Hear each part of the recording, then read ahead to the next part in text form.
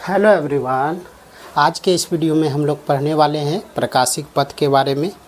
यह जो है तरंग प्रकाशिकी चैप्टर का एक छोटा सा टॉपिक है प्रकाशिक पथ। इसको जो है एकदम आसान भाषा में समझेंगे और इसका जो है क्या रिलेशन है इस पर एक दो क्वेश्चन भी करेंगे। ठीक है, तो चलिए इस वीडियो को स्टार्ट करते हैं। प्रकाशिक पथ को समझने के लिए सबसे पहले समझना है कि अपवर्तनांक जो होता है वो होता है निर्वात में प्रकाश की चाल बटे माध्यम में प्रकाश की चाल। Cm हो गया माध्यम में प्रकाश की चाल, C हो गया निर्वात में प्रकाश की चाल। ये जो होता है 3 × 10⁸ मीटर प्रति सेकंड होता है। ठीक है, ये कितना होता है 3 × 10⁸ मीटर प्रति सेकंड।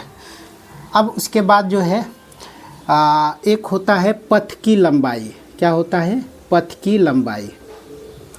ये पथ की लंबाई किसको बोलते हैं? देखो, अगर कोई भी अपवर्तनांक का एक कांच का टुकड़ा है, जैसे कि म्यू अपवर्तनांक मान लेते हैं, म्यू अपवर्तनांक के कांच की मोटाई या कोई भी अन्य अपवर्तनांक होगा, कांच की मोटाई या कांच की जगह पर तरल भी हो सकता है, कुछ भी हो सकता है, तो वो कांच की मोटाई जो है पथ की लंबाई कहलाएगा। पथ की लंबाई कहलाता है। अब फिगर से इसको समझते हैं। जैसे कि ये जो है ये म्यू अपवर्तनांक है इसका, और ये जो है म्यू अपवर्तनांक का ये बना हुआ है, और इसमें जो है टी मोटाई है। क्या, कौन सा मोटाई है? टी इसका मोटाई है। ठीक है, म्यू अपवर्तनांक है, टी मोटाई है, तो इसी का नाम है पथ की लंबाई। इसका नाम क्या है? पथ की लंबाई। इसको जो बोलेंगे, इसको क्या बोलेंगे? पथ की लंबाई। अब यहाँ पर देखो पथ की लंबाई है, हमको समझना है कि प्रकाशिक पथ इसमें क्या होता है। देखो ध्यान से समझना कि पथ की लंबाई, ये जो टी डिस्टेंस है प्रकाश के द्वारा ये टी मोटाई को पार करने में लगा समय। मान लेते हैं ये टी है और इस माध्यम में इसका अपवर्तनांक है Cm। इस माध्यम में इसका प्रकाश की चाल क्या है? Cm है। मतलब प्रकाश जो है इसमें जो गति करेगा Cm चाल से करेगा। तो यहाँ T हो गया मोटाई, तो समय कितना लगेगा? समय लगेगा दूरी मतलब T बटे Cm। चाल कितना है? Cm। समय कितना लगेगा यहाँ से यहाँ तक प्रकाश को आने में? समय, दूरी कितना? दूरी T और समय Cm। तो यहाँ पर T बटे Cm, और Cm इस फॉर्मूला से जो है म्यू बराबर जो है C बटे Cm फॉर्मूला से, यहाँ से Cm बराबर क्या हो जाएगा? म्यू बटा C बटा म्यू हो जाएगा। क्या हो जाएगा? C बटा म्यू। ये C बटा म्यू का मान यहाँ पर पुट कर देना है। तो समय कितना हो जाएगा? समय हो जाएगा T बटे C डिवाइडेड बाय म्यू। तो म्यू चला जाएगा ऊपर, तो ये हो जाएगा म्यू T बटा C। मतलब यहाँ से यहाँ तक प्रकाश को आने में जो समय लगेगा वो क्या लगेगा? म्यू T बटा C लगेगा। ठीक है, म्यू T बटा C लगेगा। अब क्या करेंगे? ये जो समय लगा, इस समय में प्रकाश के द्वारा निर्वात में चली गई जो दूरी है उसी को बोलते हैं प्रकाशिक पथ। मतलब इसका मतलब ये हुआ, अगर इसको हम इधर लिखें कि यहाँ पर जो है, यहाँ पर ये निर्वात है, पूरा निर्वात है या वायु है, निर्वात या वायु। ठीक है, दोनों के लिए अपवर्तनांक एक होता है। निर्वात में प्रकाश की चाल क्या होता है? C होता है। क्या होता है? C के द्वारा T समय में कितना? ये समय में जो ये समय, इसको समय को हम T डैश मान लेते हैं। ये समय क्या हो जाएगा? T dash. तो T डैश समय में जितना दूरी तय करेगा, मतलब मान लेते हैं कि ये जो है दूरी तय किया इतना, ये वाला यहाँ से लेके यहाँ तक, तो ए बी जो डिस्टेंस हुआ इसी को बोलेंगे प्रकाशिक पथ। इसको क्या बोलेंगे? प्रकाशिक पथ। मतलब कि ये जो है यहाँ पर कोई अपवर्तनांक नहीं है, या तो निर्वात है या वायु है। निर्वात या वायु में प्रकाश के द्वारा जितना समय लगा यहाँ पर आने में, टी डैश समय में तय की गई दूरी को क्या बोलेंगे? प्रकाशिक पथ बोलेंगे। क्लियर? क्या बोलेंगे? प्रकाशिक पथ बोलेंगे। तो अब यहाँ पर बताओ ए बी का मान कितना हो जाएगा? प्रकाशिक पथ चाल गुना समय होता है, तो चाल गुना, चाल कितना है? चाल गुना समय, तो चाल हो गया सी और समय कितना हो गया? T dash. टी डैश कितना निकला? म्यू टी बटा सी, म्यू टी बटा सी। यहाँ से सी सी कैंसिल हो गया, तो ए बी बराबर यहाँ से क्या हो जाएगा? म्यू इंटू टी, अर्थात ए बी क्या हो गया? ए बी को क्या बोले? प्रकाशिक पथ। म्यू क्या हो गया? अपवर्तनांक, और ये हो गया पथ की लंबाई। ये क्या हो गया? पथ की लंबाई। मतलब ये फॉर्मूला बन गया कि प्रकाशिक पथ बराबर क्या होता है? अपवर्तनांक इंटू पथ की लंबाई। क्लियर? तो इसी को बोलते हैं प्रकाशिक पथ। इसको फिर से समझो कि अब प्रकाशिक पथ क्या होता है। सबसे पहले कि पथ की जो लंबाई होता है, म्यू अपवर्तनांक के कांच की मोटाई या अन्य तरल के मोटाई, अन्य तरल, इसके जगह पर तरल द्रव हो सकता है और तेल हो सकता है, कुछ भी होगा, लेकिन उसका मोटाई लेना है। कांच की मोटाई क्या कहलाएगा? पथ की लंबाई कहलाता है। उसके बाद पथ की लंबाई कहलाता है। तो ये टी मोटाई पथ को, टी मोटाई पथ को प्रकाश के द्वारा उस माध्यम में, मतलब प्रकाश के द्वारा इस माध्यम, मतलब म्यू अपवर्तनांक के माध्यम में प्रकाश के द्वारा टी मोटाई को पार करने में लगा समय कितना हुआ? टी डैश बराबर समय दूरी बटा चाल। चाल दूरी हो गया कितना? टी, और चाल हो गया सी एम, तो सी एम हो गया। अब यहाँ पर सी एम का मान इस फॉर्मूला से म्यू बराबर सी बटे सी एम से सी एम निकाल लेंगे तो सी बटे म्यू हो जाएगा। ये सी बटे म्यू यहाँ पर रख देंगे तो समय कितना निकल गया? टी बटे सी बटे म्यू, म्यू चला जाएगा ऊपर तो म्यू टी बटा सी हो गया। मतलब इस समय में निर्वात या हवा में प्रकाश के द्वारा तय की गई दूरी को क्या बोलेंगे? प्रकाशिक पथ बोलेंगे। क्या बोलेंगे? प्रकाशिक पथ। ये मतलब हवा है या निर्वात है, यहाँ से चला सी, प्रकाश सी जो है निर्वात या प्रकाश में चाल कितना होता है? सी होता है।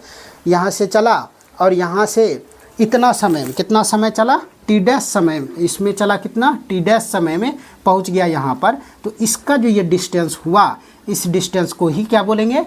प्रकाशिक पथ। प्रकाशिक पथ बराबर क्या हो गया? अब यहाँ पर डिस्टेंस हो गया प्रकाशिक पथ ए बी, तो ए बी बराबर होगा चाल गुना समय, तो चाल हो गया सी और समय हो गया टी डैश। समय क्या हो जाएगा? यहाँ पर टी डैश हो जाएगा। ये टी डैश का मान यहाँ पर रख देंगे म्यू टी बटा सी, सी सी कैंसिल हो गया, तो यहाँ से ए बी बराबर क्या हो गया? म्यू टी हो गया। ए बी हो गया प्रकाशिक पथ, म्यू हो गया अपवर्तनांक, टी हो गया पथ की लंबाई। ये बिहार बोर्ड में 5 बार पूछा गया है। बिहार बोर्ड में क्या बार पूछा गया है? 5 बार पूछा गया है। क्लियर? तो ये जो है ध्यान से इसको जो है याद रखना है और इसको जो है कॉपी कर लीजिए। उसके बाद इसका हम डेफिनेशन लिखा देते हैं। प्रकाशिक पथ का डेफिनेशन लिखाएंगे, पहले इसको कॉपी करें।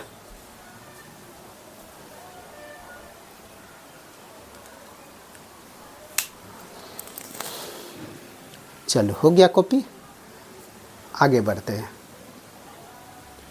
चलो प्रकाशिक पथ का डेफिनेशन लिखते हैं। तो प्रकाशिक पथ का डेफिनेशन जो होगा, म्यू अपवर्तनांक वाले कांच की मोटाई को प्रकाश के द्वारा तय करने में लगा समय तय करने में लगा समय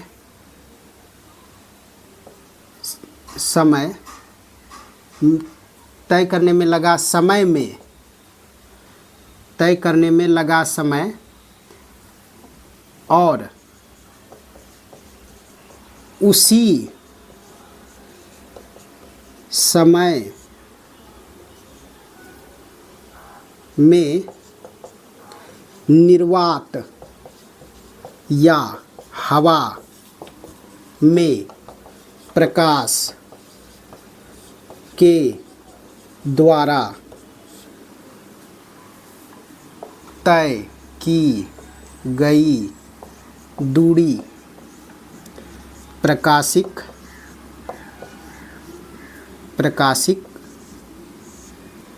पथ कहलाती है। इसको इस तरह से फिगर बना देना। ये अगर म्यू अपवर्तनांक है, ये टी इसका मोटाई है, प्रकाश की चाल सी है, तो प्रकाशिक पथ जो होगा वो हो जाएगा अपवर्तनांक गुना पथ की लंबाई, मतलब म्यू इंटू टी हो जाएगा। क्लियर? ये तुम्हारा 2 marks Bihar board 2 marks Bihar board का क्वेश्चन। चलो अब एक क्वेश्चन देखते हैं प्रकाशिक पथ पर। यहाँ पर एक वर्ण मतलब एक रंग प्रकाश का प्रकाशिक पथ समान है। प्रकाशिक पथ क्या है? समान है। यदि यह 2 सेंटीमीटर मोटाई वाले कांच से अथवा 2.25 सेंटीमीटर पानी से होकर गुजरता है, यदि पानी का अपवर्तनांक 1.33 हो तो कांच का अपवर्तनांक क्या होगा? तो यहाँ पर जो है 2 माध्यम है, एक तो कांच है, एक है पानी। पानी का मोटाई जो है 2.25 सेंटीमीटर है और कांच का जो मोटाई है वो कितना है? 2 सेंटीमीटर है। तो सबसे पहले जो दिया है उसको लिख लो।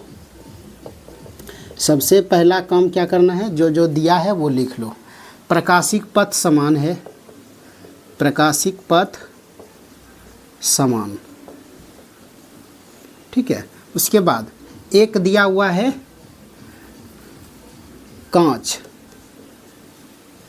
कांच की मोटाई। कांच की मोटाई कितना दिया हुआ है? 2 सेंटीमीटर। पानी की मोटाई कितना दिया हुआ है? 2.25 सेंटीमीटर। और पानी का अपवर्तनांक दिया हुआ है 1.33 और कांच का अपवर्तनांक निकालना है।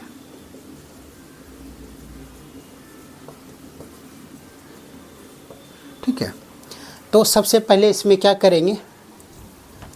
प्रकाशिक पथ समान है तो प्रकाशिक पथ कांच के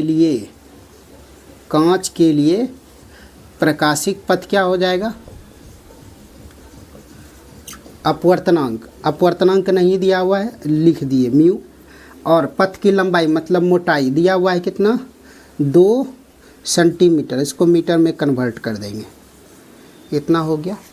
ये समीकरण फर्स्ट हो गया। उसके बाद पानी के लिए अब प्रकाशिक पथ क्या हो जाएगा? ये हो जाएगा अपवर्तनांक दिया हुआ इसका 1.33 गुना पथ की लंबाई कितना हो जाएगा? 2.25। इस समीकरण सेकेंड। और चूंकि कह रहा है समीकरण प्रश्न से क्या कह रहा है? प्रकाशिक पथ समान है, इसका मतलब म्यू गुना 2 गुना यहाँ पर 10⁻⁻2 मीटर में बदलेंगे तो इतना। समीकरण सेकेंड 2 गुना 10⁻⁻2 बराबर 1.33 गुना 2.25 गुना 10⁻²। ये और ये कैंसिल आउट हो गया। यहाँ से म्यू बराबर निकालना है। इसको हम लिख सकते हैं 4/3 लिख सकते हैं। ये 2 इधर आ गया। उसके बाद ऊपर में 2.25 है ना, यही है। अब यहाँ पर क्या होगा, इसको दशमलव उड़ा दो, यहाँ हो गया 100। तो 25 चौके 100, 25 नमा 225। ये 4 कैंसिल, ये 3 कैंसिल।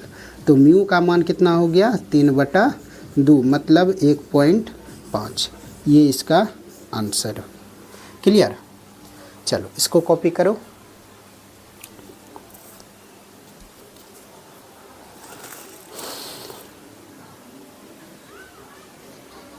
कॉपी करो इसको।